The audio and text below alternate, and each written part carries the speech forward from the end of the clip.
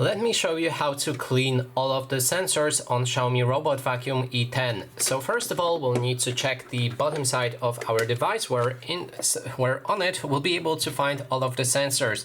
So there's 1, 2 and a third sensor right here. There's also main front sensor, so you can clean it as well.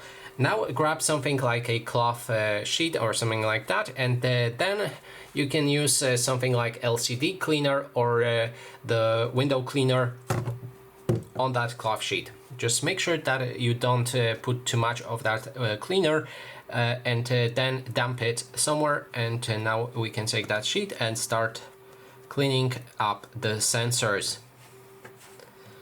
When your sensors are cleaned on the bottom, you can focus on the sensor in front. That means you can clean this entire piece right here. Just make sure to remove the sticker before you do that. And that is basically everything. Thanks so much for watching.